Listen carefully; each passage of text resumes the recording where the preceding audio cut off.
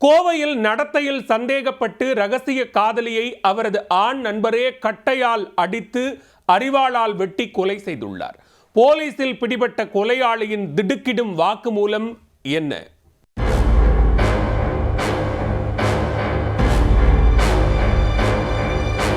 குடும்பத்தை பிரிந்து தனியாக வசித்து வந்த நபர் பெண் ஒருவருடன் பழகி இருக்கிறார். திருமணத்தை மீறிய உறவாக மாற இறுதியில் அது கொலையில் முடிந்தது எப்படி?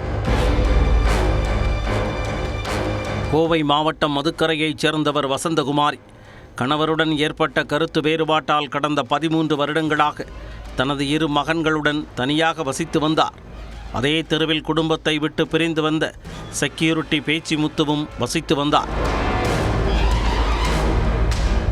ஆரம்பத்தில் நண்பர்களாக பழகி வந்த வசந்தகுமாரிக்கும் பேச்சுமுத்துவிற்கும் நாளடைவில் திருமணத்தை மீறிய உறவு மலர்ந்துள்ளது. 2 வருடங்களாக கணவன் மனைவி போல் வாழ்ந்து வந்தனர். தனியார் நிறுவனத்தில் வேலை பார்த்து வந்த வசந்தகுமாரி தன்னுடன் பணியாற்றிய நபர்களிடம் நட்பு ரீதியாக பேசி வந்துள்ளார். அது பேச்சுமுத்துவிற்கு பிடிக்காமல் போனது. அதனால் வசந்தகுமாரியின் நடத்தை மீது அவர் சந்தேகம் அடைந்துள்ளார். யாரிடமும் பேசக்கூடாது என கூறி பெண்ணை கண்டித்துள்ளார். இதனால் சம்பவத்தன்று பேச்சிமுத்துவிற்கும் வசந்தகுமாரிக்கும் இடையே வாக்குவாதம் ஏற்பட்டுள்ளது. அதில் ஆத்திரமடைந்த பேச்சிமுத்து வீட்டில் இருந்த கட்டையை எடுத்து வசந்தகுமாரியின் பின்னந்தலையில் ஓங்கி அடித்துள்ளார்.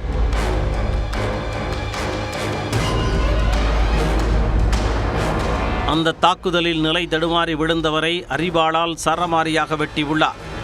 இதில் சம்பவ இடத்திலேயே வசந்தகுமாரி உயிரிழந்தார். வசந்தகுமாரியின் அலறல் சத்தம் கேட்டு அக்கம் பக்கத்தினர் கதவை தட்டி உள்ளனர். வீட்டை விட்டு வெளியே வந்த பேச்சிமுத்து வசந்தகுமாரியை கொலை செய்து விட்டதாக அவர்களிடம் கூறியுள்ளார்.